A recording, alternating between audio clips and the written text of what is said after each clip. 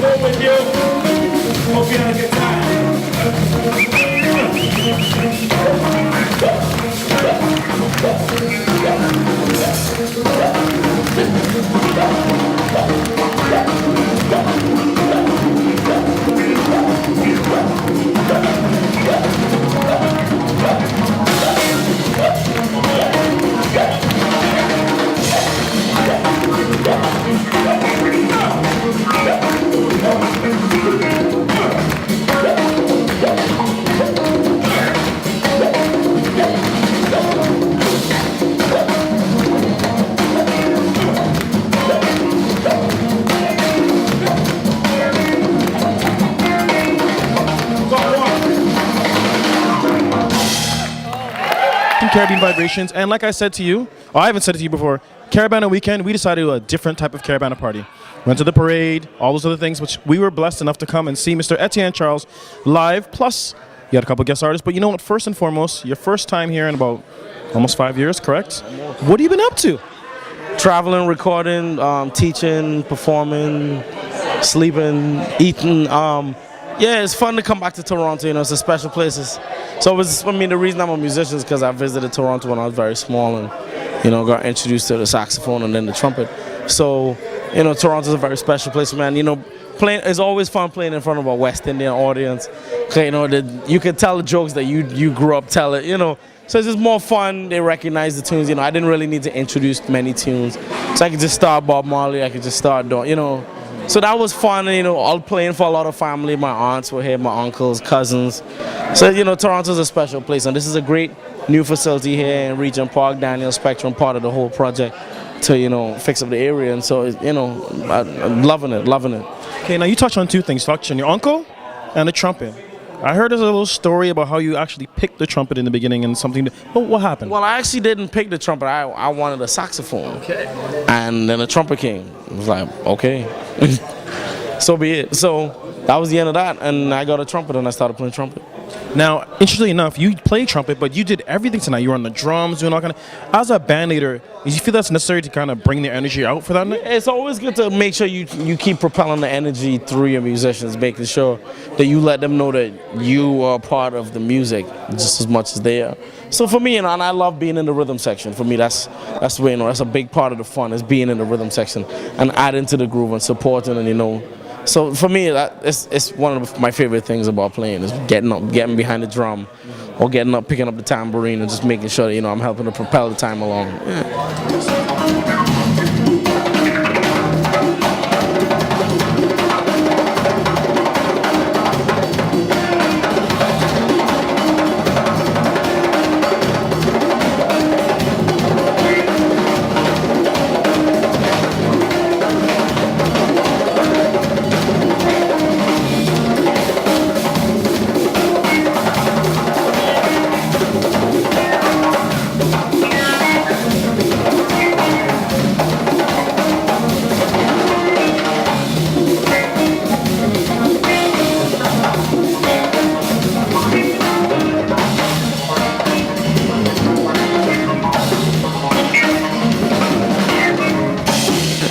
So tell me about the new album, because I mean, that's why we're here. You guys have the album. I like the last two songs that I heard, not just the Sugar Bum Bum, but just everything else you were doing. So tell us about the album. The new album is called Creole Soul. It features music from all over the Caribbean. It features Haitian music, Jamaican music, of course, music from Trinidad, Guadeloupean, Martinican grooves. And yeah, right now it's #1 on Jazz Week in US and Canada. So we've been getting a lot of heat on the radio, which we're really appreciative of. Features some great musicians from New York, from Guadeloupe, and from Haiti, and I'm very happy, you know, that we got to do this record, and I'm glad that we're getting to play it all over the diaspora and play it for people who are familiar with the music. So, and we also try to take it to people who won't be familiar and show them about it. Take it, auntie. So, you know, that's what it's about. Two final questions. One, ever think you guys would do a music video for something like this? We've done an EPK for the album, not a music video per se, where, you know, it's a song and film, but we've done I did a little making of the album video that's online on Vimeo right now. So no videos as yet. No problem. And last but not least, same thing. We were lucky enough, Karen, last year we were at TD Jazz Festival with Brown Man Ali, right? And we did a really good interview with him. But her question that I like that she asked is that, how do we get some of the kids now back into jazz? Because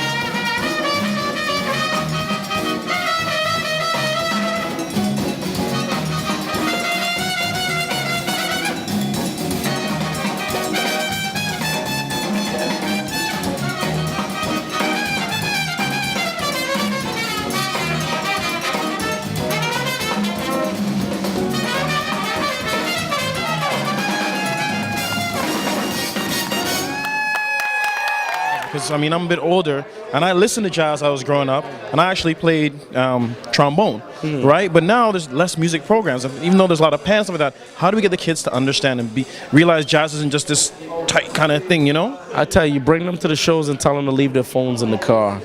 You know, I mean, to me, I never forget Jeffrey Holder. We gave him a big award a few years back, and he looked out into the audience, and his first question was, "Where are your children?" You know, and so my cousin, she brought her daughter tonight, and I was so happy that, you know, my little 8-year-old second cousin was here to come to the show because, you know, when I was a little kid, I went to shows, and that made me want to connect with music. So it's really just about bringing them out. You know, it might be expensive, you got to buy another ticket, but you're doing way more to keep that kid involved and engaged and inspired by bringing them to, because it's about experiencing live music. Playing a recording for them is not like, playing a recording is just like you showing them a picture, but they have to see it, and it's an experience, it's an exchange of energy. So I always encourage people, just bring your children, bring them out. They will have a good time too. We'll bring them up on stage. We'll show them something, you know. So that's what it's about. Okay, I love it. So don't forget, follow him on Twitter at Etienne Jazz, and you're watching Caribbean Vibrations. Caribbean Vibrations, big up. See, I know we're following you too. I love it tonight.